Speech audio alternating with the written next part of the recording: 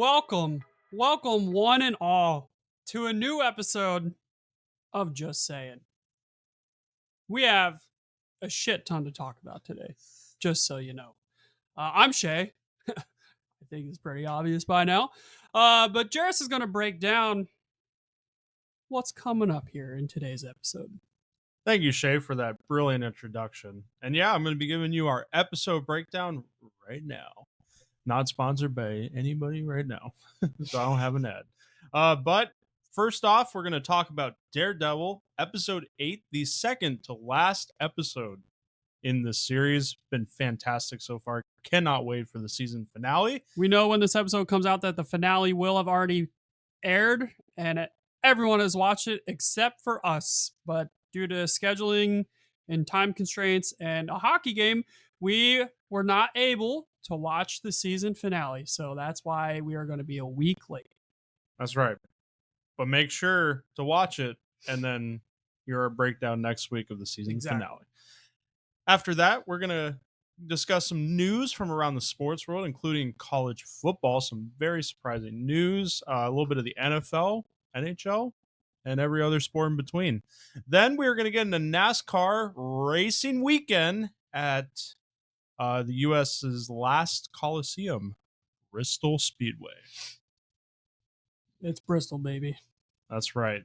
And in a couple weeks, we're going to have an official playoff preview video for each of the sports of hockey and basketball. So be sure to look out for that.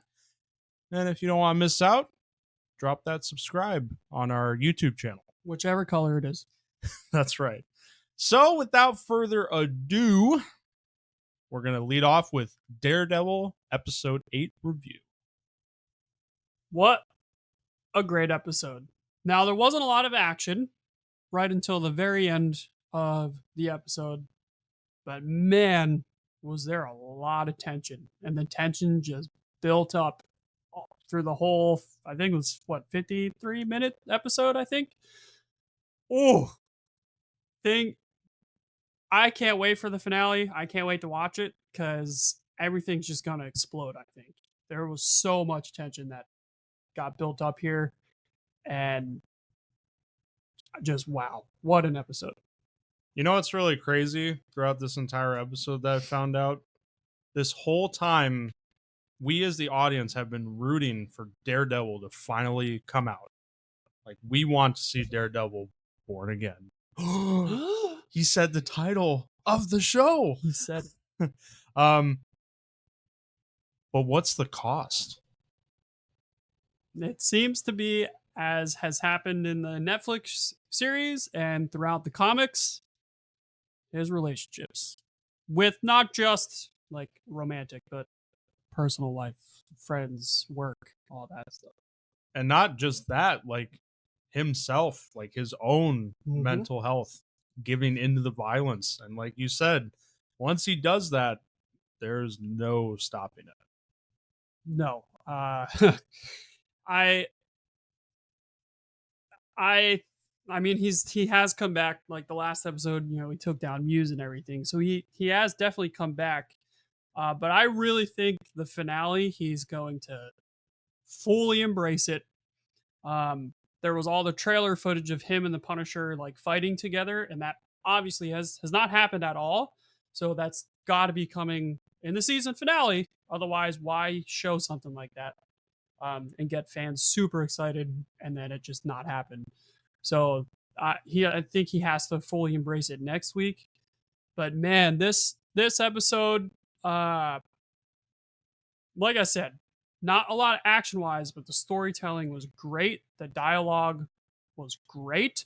It opened up with Bullseye getting moved from solitary confinement at the prison that he's at or whatever, moved to general population by Who else but Mayor Fisk? Yeah, it's not said at first, but it's pretty easy to assume who it would be. And I think, if I remember correctly, not like immediately after, but shortly after, Matt is asked by Kirsten at the law firm, or is told by Kirsten that Bullseye wants to speak to Matt and only Matt. But that is after Matt and Heather have a conversation about, Matt disappearing all the time and not being there at night anymore. The usual stuff that happens with superheroes like this. And then they get a visit from Fisk's assistant, whose name I don't remember. That's like the only one we didn't look up. um, from his assistant inviting Heather to their gala. Um, being the Fisk's therapist, obviously she's probably going to go, and everything she went through with Muse. And Matt tries to tell her, no, you can't go after everything he's done to this city and to these people, blah, blah, blah, blah, blah. But she says she's going to go. And then as Matt's leaving, he says, fine, go without me, whatever. She's like, oh no, it's me plus a guest. So then Matt is like, cool, basically, and then leaves. Yeah, you mentioned tension, and now like we're really starting to see it build up between Matt and Heather. And Heather does not personally agree with the idea of vigilantes. Yeah. So how does that make Matt feel? He's trying to serve justice and get around the system that has been failing the city for years now, we assume. But how does he feel like knowing that his significant other, who doesn't know yet, we assume that he is Daredevil, how does he feel like knowing that she does not support that? And like and even then, like, who is he to say like that he is right? You know? Like, True. Yeah. who's to say that Matt Murdock slash Daredevil is like the the judge and the jury? Mm-hmm. I mean, very true. That's the whole thing with vigilantism. You take the power into your own hands to try and do good. A lot.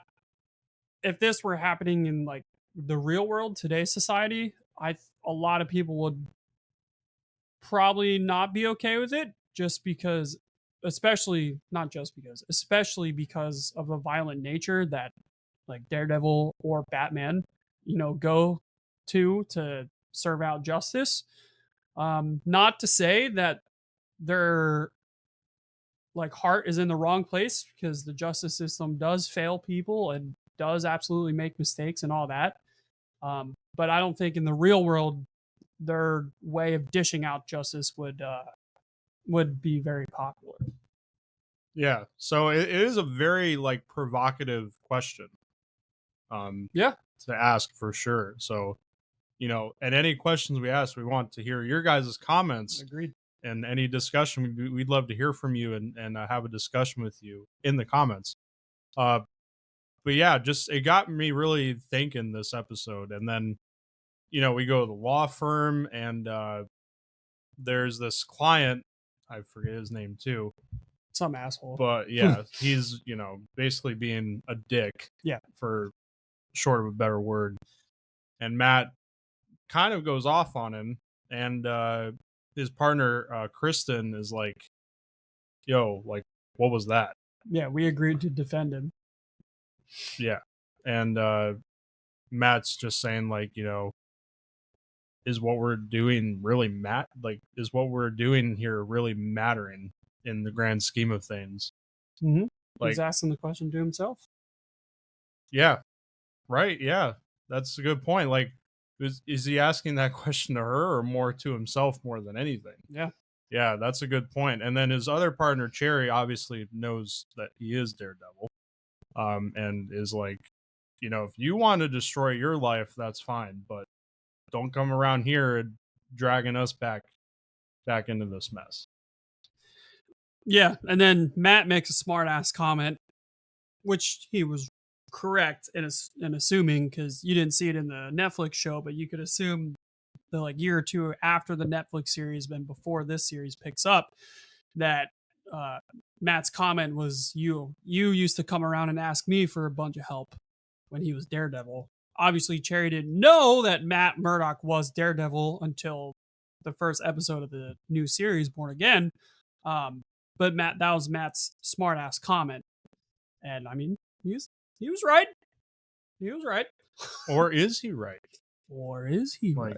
you know, really, I think this episode really brought up some very interesting questions that you really start to question, like, you know, the morals, Yeah. which I feel like is kind of the point um, of this episode.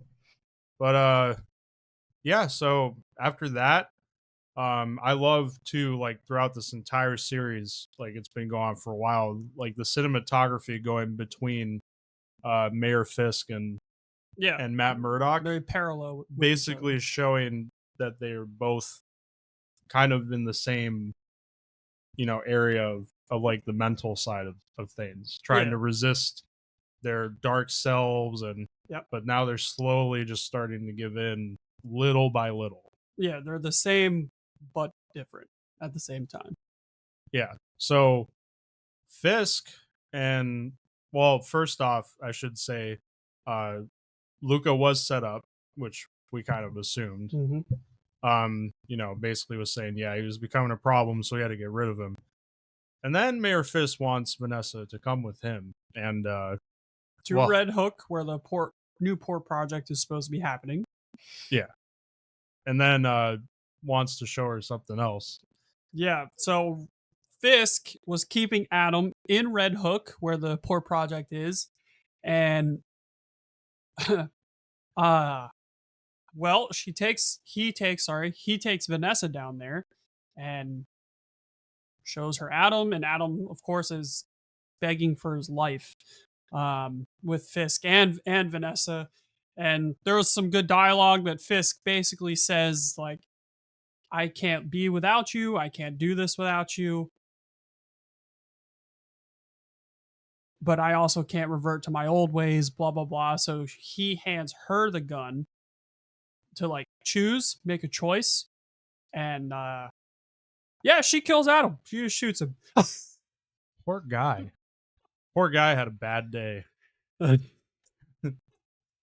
Yeah, I I was a little, like, shocked that it happened so quick. I'm not surprised it happened necessarily, but I was a little shocked that she just kind of right away, like, yeah, I'm okay. Like, we're back. Everything's how it should be. This. It's kind of weird too. Like, I feel like that was a little bit symbolic of, like, that Fisk is not so much now in power as, like, she is, and now they're kind of on an even playing field, if that makes sense. Because, like, Yeah. she was in charge of the criminal business when he disappeared. Now he's mayor of the city, and I feel like by doing that, Fisk was basically showing her, like, you know, I want you to have power, or, like, I'm giving you the sense of, like, control. Like, Mm-hmm. so I found that very interesting. Um, I might be going a little bit too deep, but it just So she, no, I can see that for sure. So she kills Adam. Then we see Fisk back in his mayor office, and he essentially promotes Daniel to either assistant like head deputy of press secretary or deputy press secretary, something to do with, like, press relations. And Fisk tells him that he needs to go secure the funds from all these investors for his new port project, and to that he did a great job with BB, and having BB put out a positive spin on the Muse killing. That basically saying that the task force is a is the one that did it. success. Yeah, and giving him all the credit, which obviously she knows that that's bullshit. Correct. Yeah. So yeah, he's promoted. Sheila vehemently, disagrees just because he's so new. Yeah. And kind of raw to the position. But yeah, after that, I don't. Also, it was a little eerie that Fisk was say Fisk said that he values his loyalty and he needs to be loyal. And Daniel was like, "Oh yes, absolutely, sir. I'm all yours. Like I will burn for you." Like, is that a little Yeah, foreshadowing? Like, is he gonna die next episode, kind of thing? it Or is kind of weird. yes, Yeah. like he's addicted to the Maybe power. some political parallels. Yeah, yeah. Maybe. I think he's for sure like addicted to the power, and he might think of himself as like a Fisk Junior kind of thing. Yeah. Because you saw his face. His face lit up like Oh yeah, you were a fucking 8-year-old kid receiving Christmas presents from Santa. yeah, for sure. So yeah. I don't think anything else happens after that. I think we kind of just get right to the No, ball, Murdoch right? goes to talk to Bullseye Oh yeah. in Yep. prison, and Murdoch at Matt Murdoch asks him like who hired him to kill Foggy, basically, and who moved him to general population. Bullseye, of course, isn't going to like directly answer his questions and just pisses Matt off. And Matt slams his head against the table, causing Bullseye to have a bloody nose and everything. And so then Bullseye gets checked out by the doctor afterwards, and Matt tells him, "Fuck you." Uh, Bullseye gets checked out by the doctors, and he gets his cuffs loosened. And while his one handcuff is getting loosened, you hear like a crack. Like he, at first, I thought he just like cracked his neck, but then he opens his mouth and one of his teeth is like on its side, and he spits it at the guard right into his eye because Bullseye has perfect aim. It's Bullseye.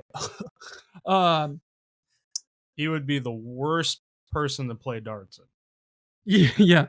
Then he kills the doctor and essentially, escapes prison. Then we get to the gala. There was also that scene too where Murdoch is trying to kind of figure out, the whole Foggy thing because Mhm. he's kind of been sucked back into it. Yeah, yeah. Trying Oh, to- yeah. He goes to So he Josie's goes to the bar. that was closed down, and she thinks she was talking about reopening. They have a drink because Sherry shows up, and then Josie pours out. I don't remember what drink it was, what alcohol it was. It was some Irish name. Yeah. Um, Pours out a drink saying like this was Foggy's last drink, and Matt was like, "No, it's not.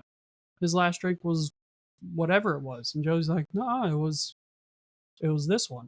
And then we have the little flashback of him remembering everything, and he's like, he was celebrating that night because he knew he was gonna win. And in the moment, I was struggling to figure out like what exactly he was talking about. But after the episode, you learn like he was gonna win a case against Vanessa. And And then he finally comes to the realization that yes, it was her it was Vanessa all along. So before we get there, they go to the gala. Or actually, Heather goes first. Um, Heather is by herself, waiting for Matt. Matt won't pick up his phone. Classic superhero trope. Matt does not pick up his phone. She speaks with Vanessa. Um, I don't remember exactly about what, but all at the same time, Fisk is one by one talking to his investors in a room. He threatens the swordsman and to basically oust the swordsman and make his task force go after him and take him down, the other vigilante in the show. And then that's when BB sees Daniel, or Daniel sees BB, whatever, and they start to talk. And then Daniel kind of like apologizes to her for how he was and so on and so forth. And then she sees The chief. after the chief tries to stop the task force from beating the piss out of what, a reporter, I It was think. like a reporter that took a photo Yes, yeah, of of Fisk and Fisk and one of the somebody. investors coming out of the door. Yeah, yeah. They You know, tried to beat the crap out of him, and they were going to like stick his head into a fryer, which we've worked with fryers. That would not be good. Mm. um, but the the task force stands up to him because they don't report to the police chief anymore. They report directly to the mayor. So they burn the dude's hand anyway. So the chief goes to leave. That's when BB stops him. They talk. The chief, like, she basically says she knows that the task force is bad, full of dirty cops. The chief basically says, like, I have some files you might be interested in, which would be like wild. dirty files on Yeah. every single one of them. And also says, like, that Mayor Fisk was the main suspect in your uncle's Yeah. murder. Yeah. Which is So wild. BB's like, yeah, I want to bring that asshole down Yep. any way I can. So yeah, that could go wrong real quick. Like she Exactly. might be in danger now. Exactly. And the chief. I don't know if how much that'll play into the finale, but I think the second season that's going to be a huge like storyline. Unless something goes crazy in the finale, which it's definitely going to. Then Matt shows up, and everyone's who knows him is like looking because he's there. And he gets with Heather. He wants to go after they talk or whatever. He wants to confront Fisk alone, and he tries to, but is unsuccessful because Fisk and Vanessa do their dance. It was time for their dance or whatever. I also want to say I love the scene in the ball where Vanessa and Fisk first come out, and Fisk is wearing like an all white suit. Yeah. And I love the color because it's like supposed to represent like purity. Yep. And he's the opposite. Like basically way far from that, and Yeah. it's just a complete image just for perception, like deception. Yeah. And Vanessa's in a red dress, which could is symbolize all the mostly blood. supposed to be like, sexiness or whatever, but I also think it represents power. Yeah. Or even I like what you said, even like the blood on her hands from Yeah. killing Foggy. Yeah. Like I like that a lot. Yeah. So I loved that scene. Like I thought it was very symbolic.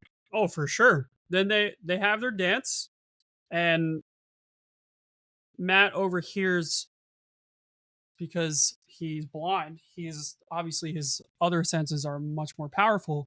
Fisk tries to like speak very softly and is basically talking to him, asking him like why he's here and all this stuff. And isn't it then when Matt like fully realizes that it was Vanessa all along, because then he goes to switch partners and he removes himself from Heather to go dance with Vanessa. It was either that or at the bar. Like that's when he I know he got the idea at the bar that it was, I think maybe he thought it was Fisk. Also remember when Fisk and Vanessa were dancing, Vanessa told Fisk like I have to tell you something, and then she gets cut off. That's true. Yeah. So it's weird because like why would Fisk move Bullseye to general population? Like does he know that Vanessa was the one that killed Foggy? No, I don't think so. I don't think it was Vanessa using just Fisk's name and she moved him to general population. Yeah, it could be it. But yeah, I wonder what Vanessa was going to tell Fisk. I think she was going to own up to it. Yeah, maybe. I think so. Or that she moved him to general pop. Because then, well, when they're dancing, or before they switch, that's when they switch. Fisk's assistant comes over and tells them that Bullseye escaped. And so that's when Matt switches and starts dancing with Vanessa, saying he knows that she's the one that got Foggy killed and whatever. And then he hears. But also Fisk was about to tell Heather, like, you know why your boyfriend is so obsessed with vigilantes? Yep. So like we're just sitting on the edge of our seats. We're like, oh shit, like everything is about to just be laid out on the table. And then Matt hears the click of a sniper. Yep. Bullseye arming his sniper rifle and reloading it because he killed the guard that was up on like the catwalk or terrace or whatever. And Bullseye takes a shot at Fisk, but right before it hits Fisk, it hits the Kingpin, Matt Murdock jumps in the way to save him. And the quote that Bullseye said in their little talk at the prison, you protect your enemies, right? Just keeps ringing in my head because that's exactly what Matt Murdock did. He protected his enemy, the Kingpin, and took a bullet. And I mean, we all know like he's gonna be okay and survive to the finale, but he was left there like there was a slow heartbeat and there was a pool of blood coming from just him. panning out. Yeah. Just him laying on the floor Yeah. all by himself in a puddle of blood. And like, who knows what happened to Bullseye? Like, he's probably just gone. Yeah, because the episode ends right there, so we don't know what happens next. Bullseye could just be gone. Yeah. You know? And what happens then? Yeah. So, exactly. Yeah, there's so much left to just, be tied up. Maybe not even all of it, since there's going to be a second season. It could just end on a huge cliffhanger. Yeah. But all in all, a really good episode. Honestly, I have no idea what's going to happen in the season finale. I just know that something's going to go to shit. Shit's just going to hit the face. Like it already has, but it's just going to be constant, like more. Yeah. I'm just really looking forward to Daredevil and Punisher working together because that has to come. And oh my God, the violence that's just going to happen with the two of them. Ooh. It's like an outburst too. Like the violence throughout the show has been like an outburst. Like you don't really expect it. Yeah. It just comes at you, but it's like real quick. Yeah. But like slowly throughout the show, it's been more and more frequent. Yeah.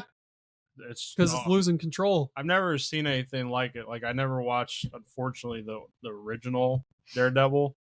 But yeah, I've never really seen a Marvel show like that. I think they've done a really good job. Well, everything that I've seen online, and I'm staying away from spoilers, but everything that I've seen online are people saying that Marvel saved the best for last in this season finale, which only gets me more excited. So, can't wait to watch it. Do you dare to dance with the devil? Exactly. We'll see. Season finale. I probably will watch it after this episode. I'll probably watch it in the next couple of days. But that will end it for Marvel and Daredevil talk. We are still playing Marvel Rivals. So, hey, you want to play? Let us know. Emma Frost. Humana. But that'll do it for there. So we are going to move on to sports.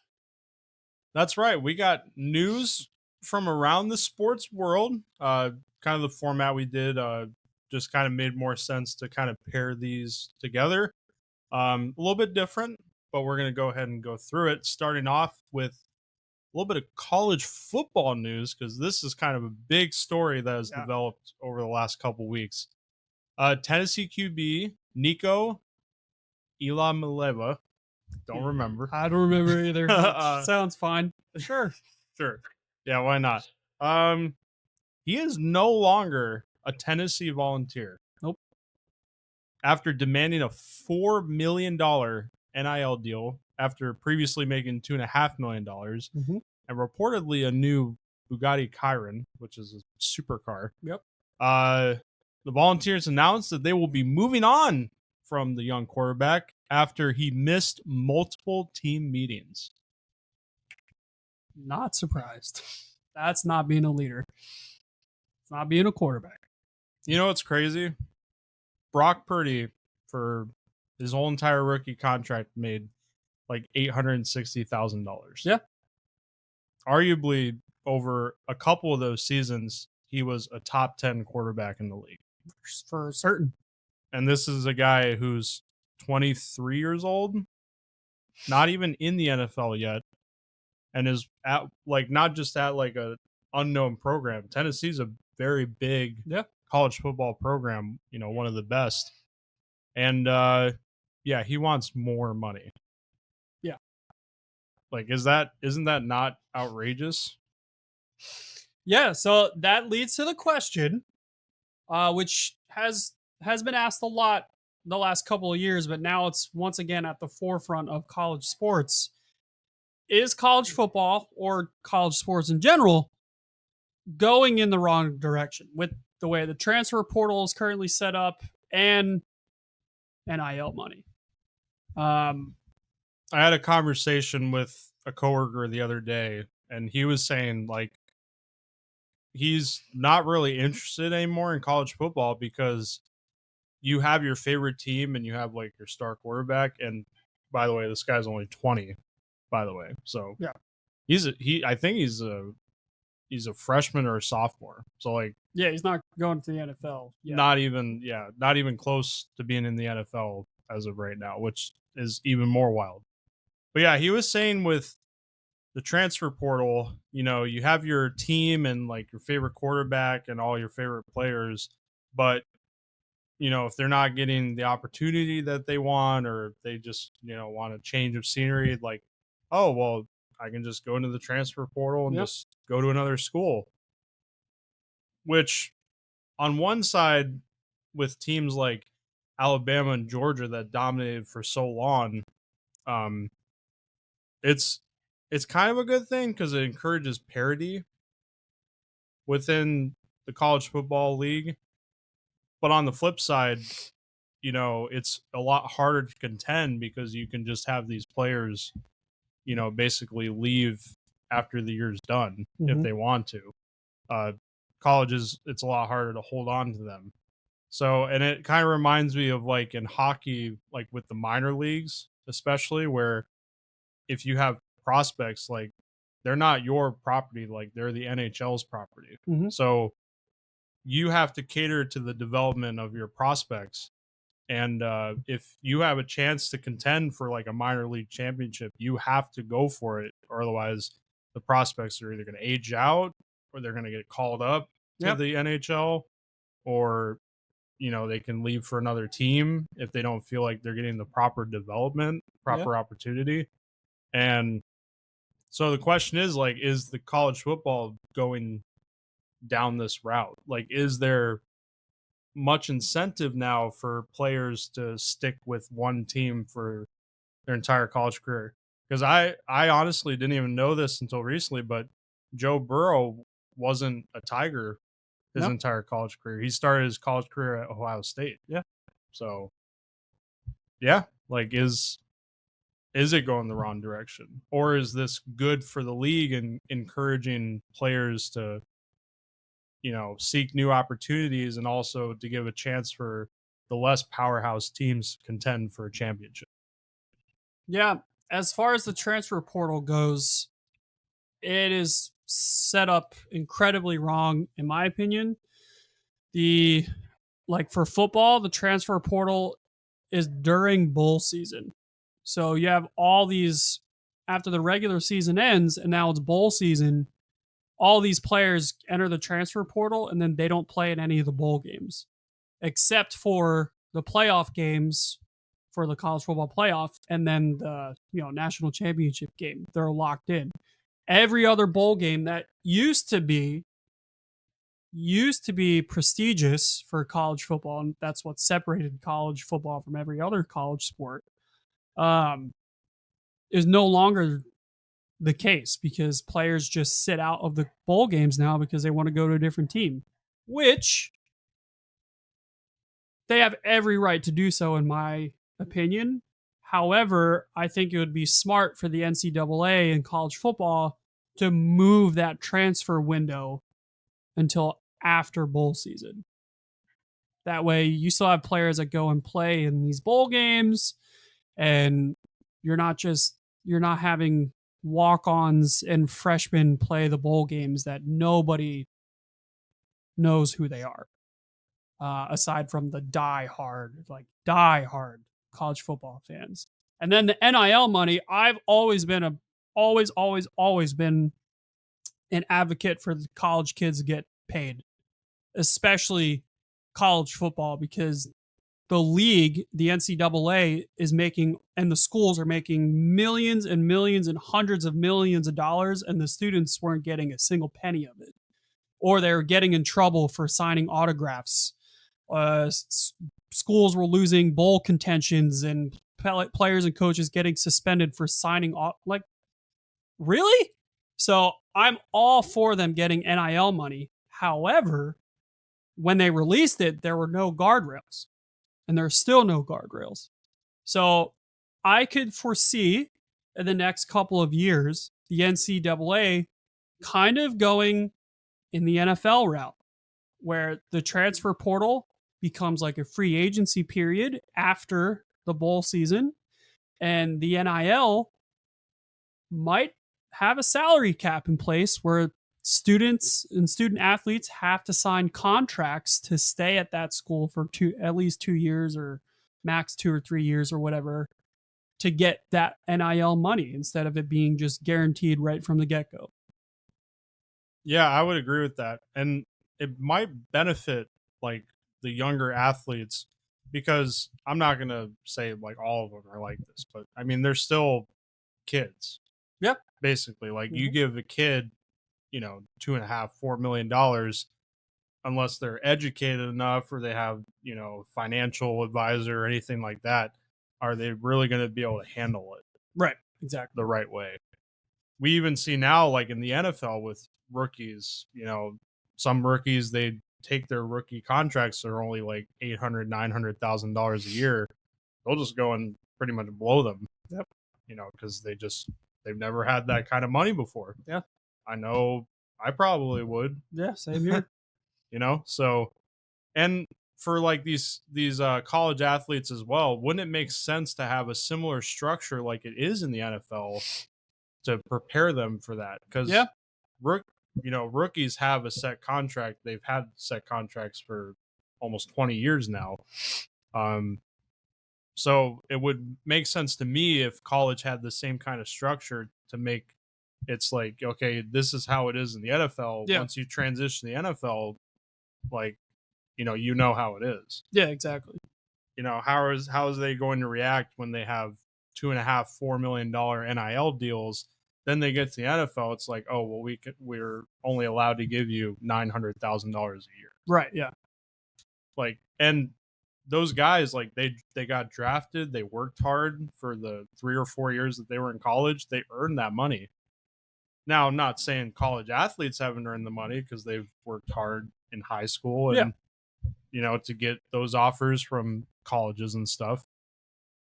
But it just doesn't really sit right with me if like a person that finally made it to the NFL and got drafted, worked really hard, did their training camp, signed their rookie deal, to make less money than a college athlete who, like, if they're not happy, they can just enter a transfer portal and go somewhere else. That's not how it works in the NFL. Like, if No. you're a rookie, you're pretty much that team's, property No. But until also, you hit unrestricted free agency. right. But on the flip side, the rookies that are coming into the NFL, most of them will already have had NIL deals in college. So they would have already made hundreds of thousands or millions of dollars anyway, because the NIL has been around for like 5 years now. So all these rookies are getting paid already coming into the NFL. So it's not like they're finally getting paid now that they're professionals like it used to be. Well, let me ask you this: would NFL rookies look at this and now say, "Well, the NFL makes way more money than college. Like, I'm an NFL rookie. I'm now making less. Should rookies get more money?" I I I don't Just kind of like the principle. You know what I I mean? don't know. Obviously, I'm neither one of us are NFL rookies or ever have been. So I cannot speak from experience. I would guess that a lot of them are okay with it, only because after their rookie contract is up, if they're good enough and if they work hard enough, or if they get an extension in the rookie contract, they're going to make plenty of money, way more than they ever would in college. That that's my thinking. Could I be wrong? I mean, absolutely. But I also think within the next couple of years, the NCAA is it has to change something because the same thing happened on the basketball side during March Madness. As soon as teams were eliminated, players were entering the transfer portal because the transfer portal for March Madness takes place during the tournament, which is ridiculous. Right. So you're saying like they shouldn't be allowed to transfer out during the biggest, literally the biggest time of the sport. Yeah. Pretty much. I agree with that. Well, let me ask you this: like, so if a college athlete's making more money on their NIL deal than an NFL rookie is on their rookie deal, shouldn't it be like in a way so that like a college athlete values their development career like with the money just as much as like an NFL rookie does? And even with like team loyalty, like I said, you sign that rookie deal, you're the team's property basically until you were to hit unrestricted free agency. So shouldn't it be the same in college to where you're obligated, like you said, maybe play at least 2 years just so like they don't get a sense of, oh well, I can leave whenever I want, because they would know once they get to the NFL that's not the case. Yeah, I think college is a little more tricky only because they're not just playing football, they're also students at the same time. And as a student, I mean, you should have a right to go to whatever school you want to go to. Um, so that's why, like, I think if they were, if That was a this good is point. a very tricky, there's like not a perfect answer. This is Yeah. extremely difficult to work through. So I'm glad I'm not a part of the NCAA to try and figure this shit out. But I think like maybe maximum, not minimum, maximum a 2-year deal to stay with the school. That way, if it doesn't work out in your 2 years, you do have the opportunity to go to a different school. Maybe it's not about football. Maybe like you are doing great on the football field, but you don't like where your education's going, and you're not doing good on the education side of things, or you don't like how the education is done at that school. You should be able to go to another school and have that opportunity somewhere else. So maybe a maximum of a 2-year deal. That way, they still can't get to the NFL if they sign it as like a freshman. They still have to play their junior year before they can get to the NFL. So if they're done their sophomore year, they can then uh, transfer to another school if they wanted to, or sign another NIL deal. But it's hard. It's really hard because how are you going to guarantee the money? How long should the I don't know, but something I think we both agree like something definitely has to change because this is getting way out of control. Now this, everyone was saying that this situation, like, that was good on the Tennessee organization because they basically took a stand Yeah, against, like, agreed. basically calling him an entitled kid who doesn't value the fact that he's playing college football and trying to get to that goal of getting the NFL, and saying that he'd rather have more money. I agree, but you do have to be careful because that could then open the doors and give the schools all that power that they used to have back and say, you know what, you're super talented, but we're not going to give you this money and you can go somewhere else. Yeah. Apparently, also after Nico did this, he did enter the transfer portal. Um, I don't know exactly when it begins, but maybe he was like doing the application or whatever. But Well, there's different yeah, periods. reports were saying that he had offers from Tulane and UCLA, and they both backed out too because of Yeah. the demands. And I'm not sure exactly, but I don't remember Tulane, UCLA being like powerhouses. No, they're not. So like, did this young quarterback just like throw away his career? Sure, he could have. You know, and with this, this might change things, because if he did basically throw away his career and like now he doesn't have anywhere to go to continue his development, like, yeah, probably will discourage a lot of college athletes from going and demanding more money, Yeah, and kind of like, we'll just be happy you're getting money at all, yeah. because you used to not.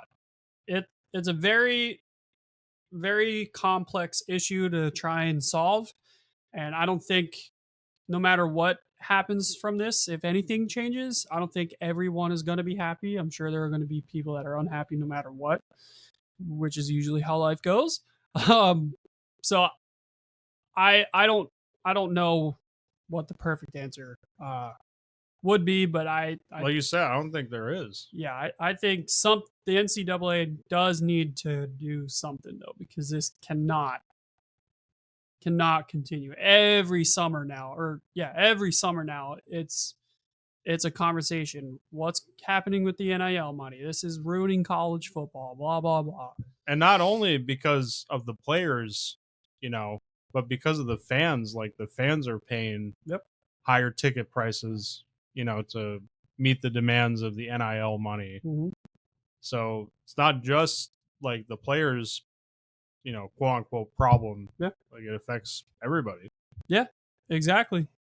Moving on to a sport I don't know if we've ever talked about on this podcast. So I just want to say, before Shea got his promotion, which congrats on the promotion. It's been over a year. Yes.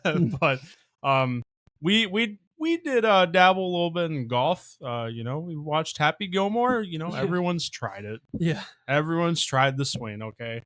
But yeah, I don't watch golf at all. I cannot. I'll I cannot be watch honest. golf. Um, Not that I don't watch it. I can't watch it.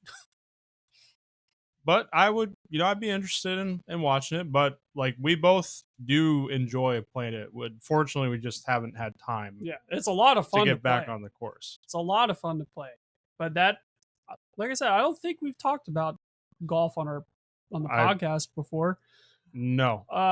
But a huge congratulations are in order for Rory McIlroy, who finally, after being so close so many times, finally wins his first ever Masters tournament after going to the first playoff with Justin Rose since 2017 and winning his first Masters. He becomes the 6th golfer in history to complete a career Grand Slam baseball, which means he won the Open, he won the US Open, he's won the PGA Championship, and finally, arguably, I mean, for most people, it's the most prestigious course and championship to win, the Masters.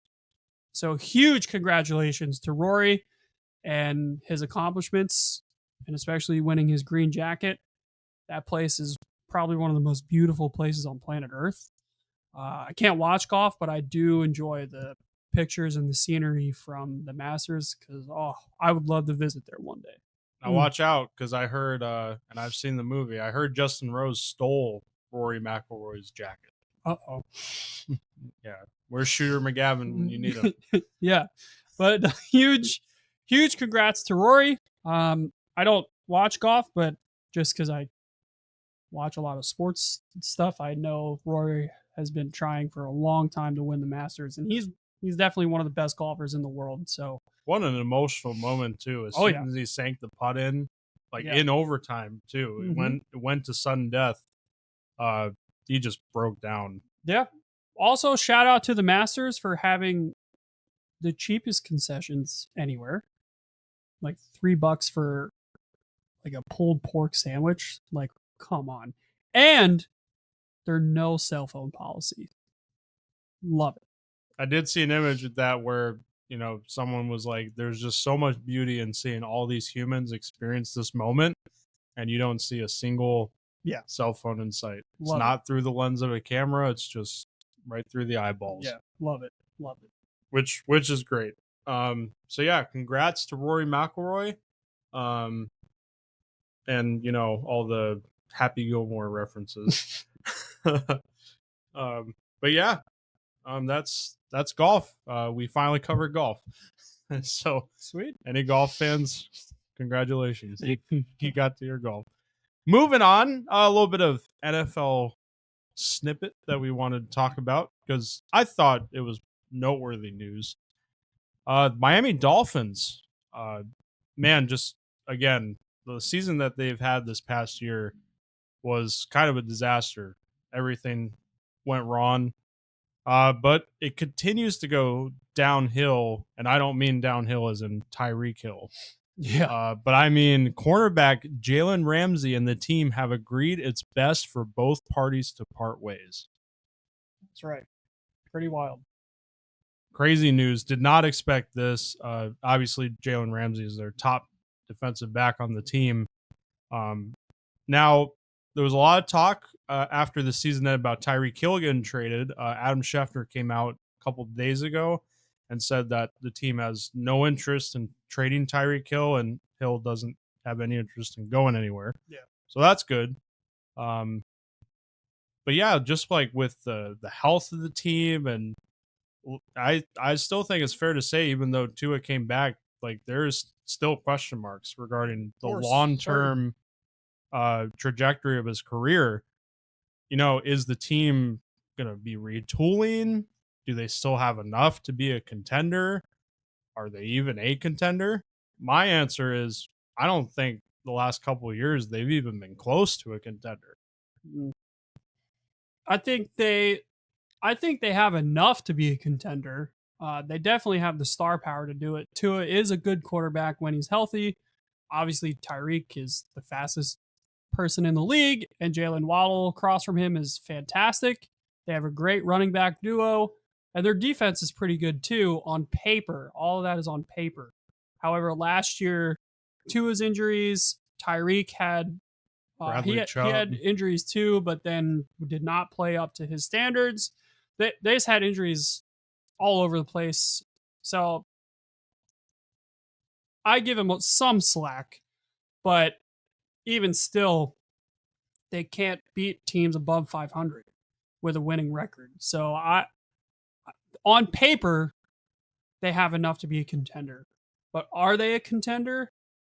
No, I don't think so. Yeah, it's just kind of bewildered me, honestly. And like, I would want the Dolphins to do well. Like, their fans, they haven't won a playoff game in, I think, what, like 20 years, 25 years? Yeah, like, it's been a while. I have no idea.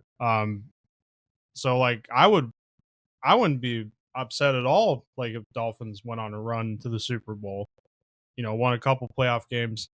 But like, I've said it before, like, I think they're the most overrated team in the league, maybe besides Cowboys. Yeah. But yeah, like you said, they can't beat good teams. They cannot stay healthy. Is I was talking to my friend today about the Dolphins because he's a fan. I asked him, like, are the Dolphins, like, is it a possibility that they're planning on, maybe preparing for a roster without Tua? Mm-hmm. I mean, I just think there's so many question marks with this team that especially next year, it's going to be like a boom or bust. I honestly don't know how their GM is still here. I think that's for a lot of people in the organization. I think the GM, if they don't do well, he's gone. I think Mike McDaniel, the same thing. I could see Tua the same way. Tyreek, either he's going to be gone or he's going to one out after this year if it doesn't go well. Like, there's going to be a lot of turnover and not a retool, like a full on rebuild if the Dolphins don't do well this next season. Yeah, I think them signing Tua to that contract last offseason when they did, like I don't think Tua's necessarily the problem. Um If he's healthy, his yeah. health is the problem. Yeah, I just think for the Dolphins, it just sometimes you have a good team on paper and sometimes it just doesn't work. Yep. I really think that's what we're seeing with the Dolphins. Like they just have not been able to put it together. Shout out, But they should be way better than what they are. yeah, shout out the 2011 Philadelphia Eagles, the self-proclaimed dream team that didn't even make the playoffs. So, Sometimes that happens. yep, But Dolphins fans, you can rest assured that you guys still have the, only perfect season in NFL history. correct. You got something to hold on to.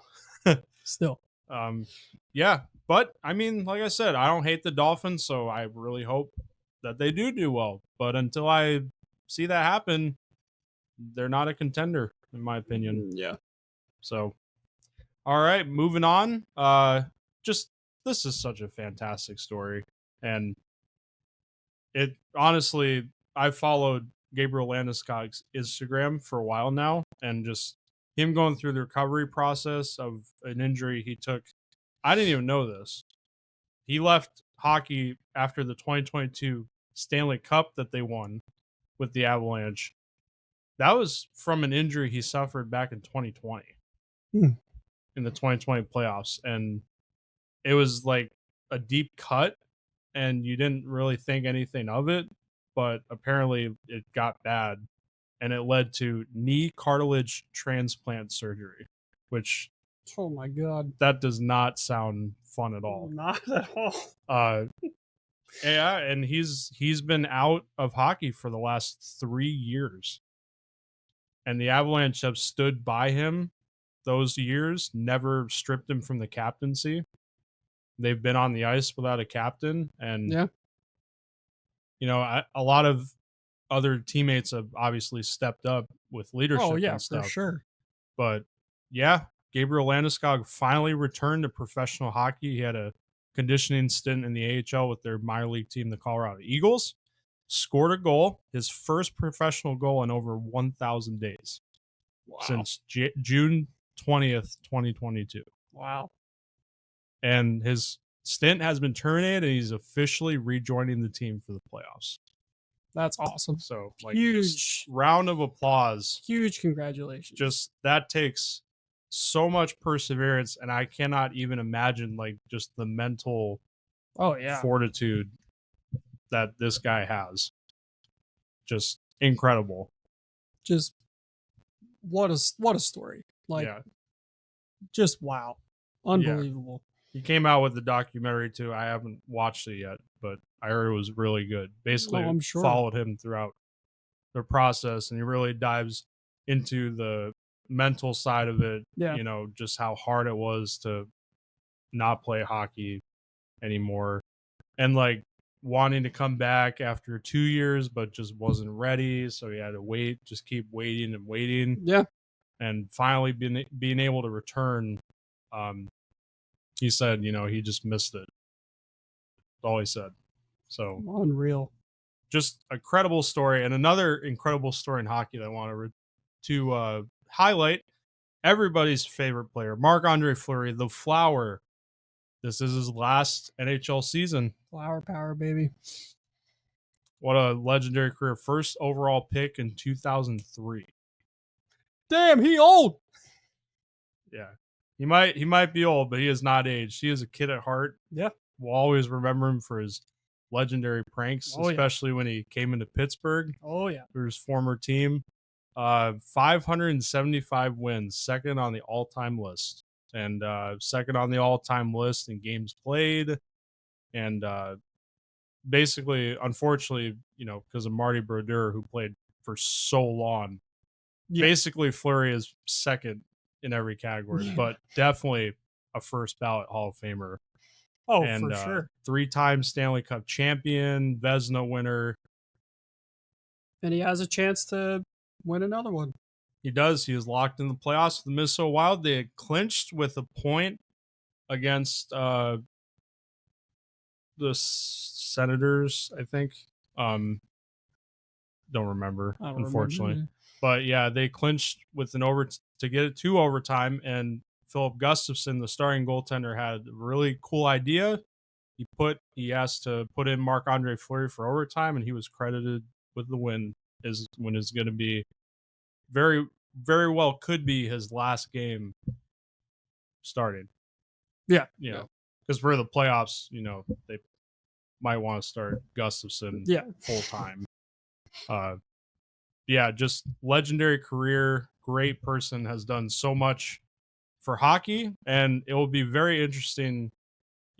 Like if I do a career video or like I see another career video, because it's been kind of up and down for him over his career. Yeah. So it's very interesting for sure, but just a True. great career overall. Gonna miss the Flower Power so much.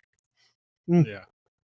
Feels like with this, it's like the end of an era. I think he's the last player from the 2003 draft that's active. So, I mean, I wouldn't be surprised if that's the case. yeah. So congrats on an incredible career. And like I said, definitely, in my opinion, first ballot Hall of Famer. So yeah, for after sure. 3 years, he's not gonna need to wait that long to get immortalized. Yeah. In hockey. So not at all. All right. Well, moving on to NASCAR. Shay, we'll take it away. We were at Bristol. It's Bristol, baby. We were at Bristol this past weekend. Not the night race, the spring afternoon race. Alex Bowman did start on pole, and he was fast, but unfortunately for Alex, his engine blew up actually a little bit halfway through the race, almost 2/3 of the way. So Kyle Larson, who was so dominant. Throughout the entire weekend, I believe I saw a post. He led like 687 laps out of all 3 races. He's climbed up to, I think, 6th on the all-time laps led at Bristol, which, with how young he is insane. And he's won 3 of the last 6 Bristol races. So he is very good at Bristol Motor Speedway. He won both stages. He is now... And he went back-to-back this afternoon, or this weekend, right, in Xfinity. No, he lost... he came in 2nd in Xfinity. Oh. But he won both stages, which stage racing hasn't been around for like that long. But he is now the all-time leader in stages 1 in NASCAR. But he won both stages and has now won his 2nd race of the season. And he dedicated it to Hendrick Motorsports' former director of communications, John Edwards, who unfortunately did lose his battle to cancer. So a very touching tribute and dedication, of course, to a longtime HMS employee. There is no...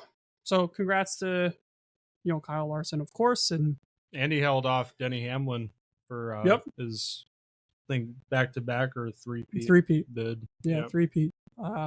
So just congrats to Larson and Hendrick Motorsports as a whole for a very of course, somber weekend, but also celebratory and grateful weekend, I'm sure, over at HMS. There is no race this week because it's Easter. Happy Easter, everybody. If you celebrate Easter, happy Easter. I really hope the Easter Bunny comes and visits me this year. Shay, can you dress up in an Easter Bunny costume? No. Dang it. All right, I'll just color eggs by myself. All right, that's going to do it for this week's episode. Hope you all enjoyed. And if you enjoyed, don't forget to leave a like and subscribe to our YouTube channel so you don't miss out on future content. And with that, we will see you in the next one.